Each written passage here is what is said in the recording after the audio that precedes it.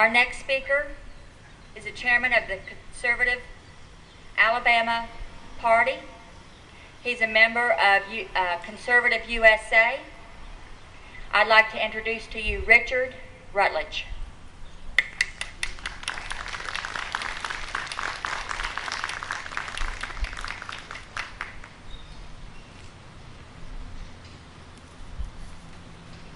How you guys doing out there? I'll tell you a little bit about myself. I'm originally I was born in New Orleans, Louisiana. I was raised in Birmingham, Alabama, and had moved away from Birmingham back after my father passed away in '71. My wife and I moved back to Birmingham. I'd never really been superficially active politically, but never really plugged in until I moved back into the neighborhood that I grew up in, Birmingham, and began to look around me and notice that nothing seemed to be working and no one seemed to be representing us. Wound up in a low-level city position for quite some time, and in 2006, the census, we were cut over in my neighborhood into all democratically controlled districts in the state house, the U.S. congressional district in the state, and the U.S. Senate. And then in the next election cycle in 2002, not a single Republican ran for one of those seats. There was no one there to vote for that had my values. So in 2006, I qualified as a Republican to run for Alabama State House of Representatives, District 58. Was unopposed in the primary, became the Republican nominee.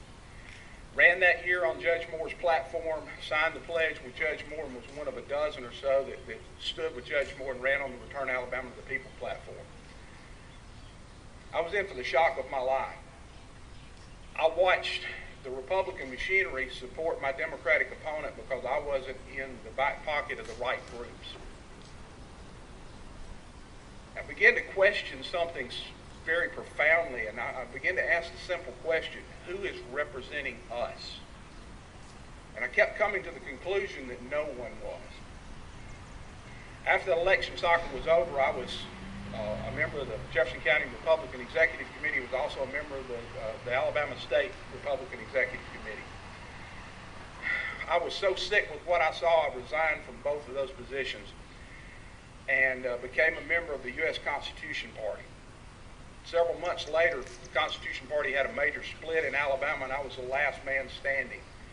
Spent 5 years building that organization from the ground up, and we fought tooth and nail a number of races. The last one was in May of 2011 down in South Alabama, where a lifelong Democrat qualified as a Republican for District 105 State House after that House member was appointed to the cabinet of Robert Bentley. We watched the Republican Party fight us tooth and nail to keep a conservative out of that office. Again, was angered by what I saw. For 136 years, Alabama was a one-party state. Until 1995, Alabama was a very open state for ballot access. After 1995, we have gotten progressively more restrictive until today. Out of 50 states in the United States of America, Alabama is rated as the worst state to attempt to get a candidate qualified on the ballot in. Now, there's something profoundly wrong when you have to produce 44,800 confirmed signatures for every statewide candidate that's not a Republican or Democrat to be allowed access to the ballot in the state of Alabama. 2006, when I ran for the legislature, 51.43% of the Alabama voters did not have an opponent in their legislative seats to vote for in the general election. If it was a democratically controlled seat, there was a Democrat in the general election, no Republican. If it was a Republican controlled seat, there was a Republican in the general election, but no Democrat. 51.4%, excuse me, let me grab this. There's something horribly wrong with that picture. 57.14% of the state House seats were unopposed. What does the legislature of the state of Alabama do between 2006 and 2010? They double the qualifying fees from $500 to $1,000 to run for state House of Representatives. Something's terribly wrong with this picture. When common people cannot get access to the ballot to run for office. As a chairman of a minor party, let me explain to you that my group is not seeking to become a third wheel on a three-legged stool. I'm firmly convinced with every fiber of my being, that we have had our republic stripped from us. We now live under the iron rule of an oligarchy in Alabama. Ruled by the elite. Over and over again, we see evidence that Republicans and Democrats sit down at a table and decide who will have opposition and who won't. They make it increasingly more difficult for the common man to have access to the basic ballot. If you can't get on the ballot to challenge the power machines in this state, we've got a real problem, folks.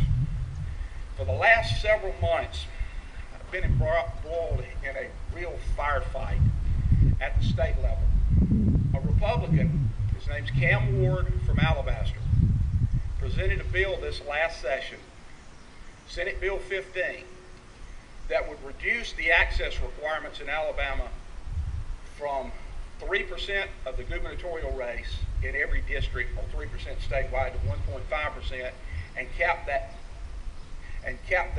access requirement at a maximum of 5,000 signatures, which is much fairer than the current system. We consistently have been opposed and consistently have seen games played. A few weeks ago, Bill Armstead, the state party chairman of the Republican Party, wrote letters to the Republican legislature members and stated that the Republican Steering Committee had unanimously opposed gaining access to the Alabama ballot, relaxing any access requirements. His position was that only Republicans and Democrats should be allowed to vote to run for office in the state of Alabama. That minor parties with these untried ideologies, or independents with untried ideologies, couldn't win. We could only take away. Folks, that's outrageous.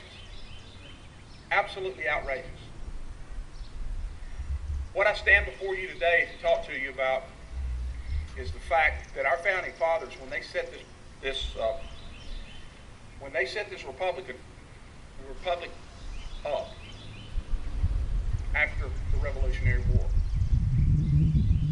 several of our founding fathers consistently warned us about the dangers of what they called the spirit of party or factions. Quote from Jefferson: "The issue today is the same as it's been throughout history, whether man shall be allowed to rule himself, or shall he be governed by a smaller league." Folks, I'm talking to the Tea Party group, and I'm hoping I've got folks that have the same passion than I do. I don't care what you call yourself as far as your political brand. I don't care what color you are. I don't care how much money you have or how much money you don't have. What I want to see are folks that have a like mindset, that are fighting to see this republic restored to what our founding fathers left us. We have a machine that's fighting us with everything that's within us in it, because they want to keep us out of government. They want to silence our voice. The question is will we let them? We went through the process of several months of lobbying. I've been down in Montgomery 5 times, I guess, in the last 3 weeks. Last Wednesday night, our bill died on the floor of the House after passing the Senate, after the letter that Armstead wrote was picked up by the Gas and Times and Birmingham News. I was allowed to write a rebuttal in the Birmingham News and following Thursday. It passed the Senate 26-5. Went to the House, but it was promptly blocked by the Secretary of State's office and the Probate Judges Association. It cost us a week. By the time we got it through the House, we had one legislative day left, and it died on the floor on Wednesday. On Thursday morning, there was another bill that was dropped into the special session. A bill that will lock Alabama down as a strict party registration state, requiring you to register as a Republican or Democrat. You have to be registered 90 days out from an election if you're going to be allowed to vote in the primary this bill passes. Thursday night, I got several calls from folks saying that our ballot access bill had been pulled into the special Senate. Senate Bill 15 was in the special session. No, it wasn't. Senate Bill 15, from Wednesday night when it died to Thursday night when this one resurrected, suddenly became a bill that was not going to give you free access to be able to run for office, a fair chance for the little man to achieve a goal of having at least a fair shake to get into an election in the state of Alabama. It became a bill that would lock us into a system of utter fascism and party registration that requires you to register as a Republican or Democrat, and you cannot change. You have to actually be registered as one of the two in order to be able to cast a ballot in the primary. Now, this is in a state where 50% consistently of our legislative seats are decided in the primary. 40% of folks in this country consider themselves independent. 40% today, which means that 60% consider themselves partisan, Republicans or Democrats. You split that in half, 30% are Democrats, 30% are Republicans. So 30% potentially of the electorate would decide over 50% of the legislative districts. They have been deciding over 50% of the legislative district races in this state. Something horribly wrong with that decision, with that picture.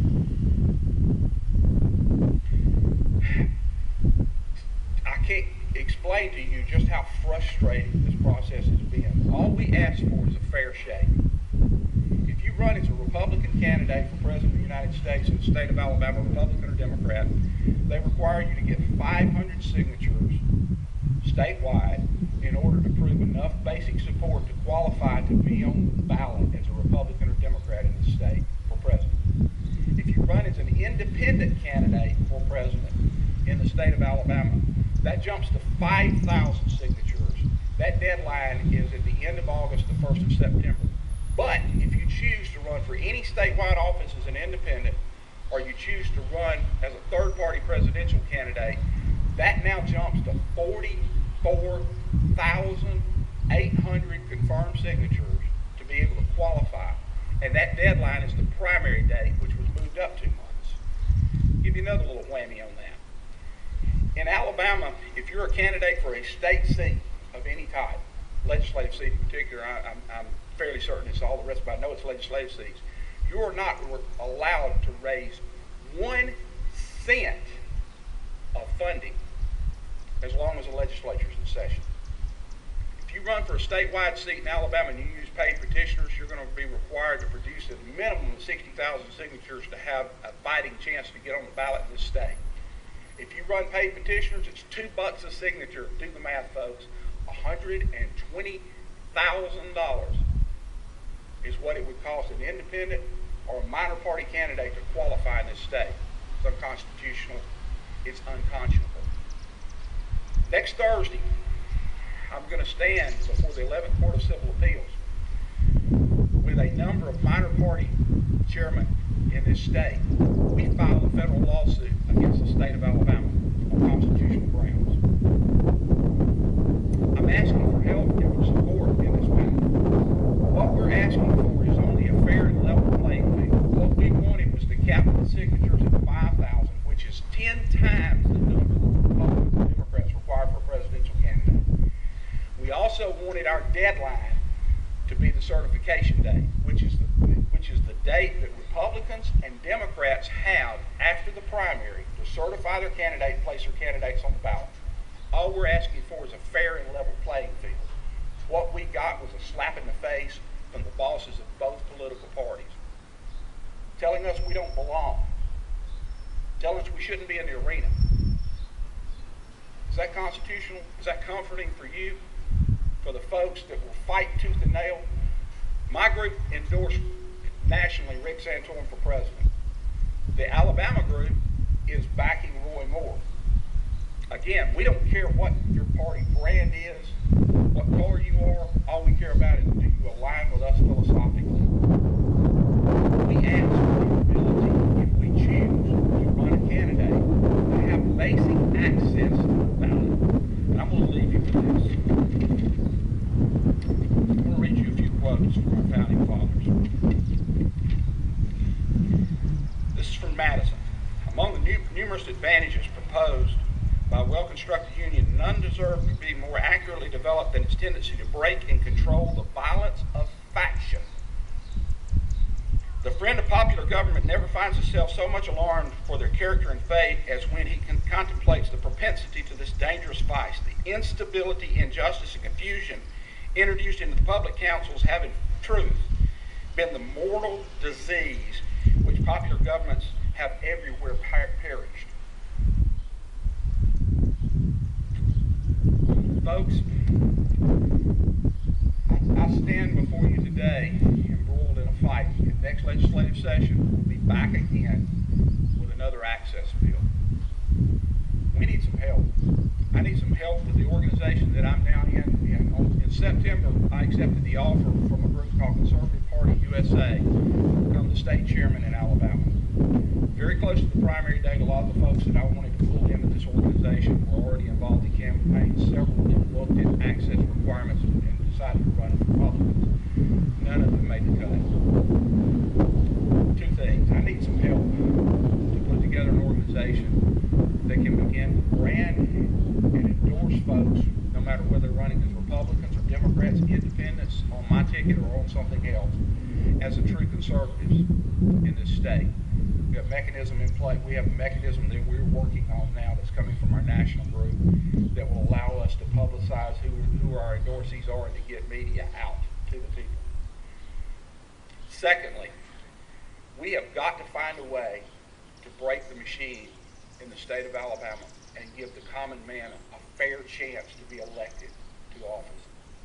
The Founding Fathers dreamed of a government not of elite rulers, but of common men that would have the concerns of the common citizens. We either restore that process to this republic or we lose this republic. I thank you for your time.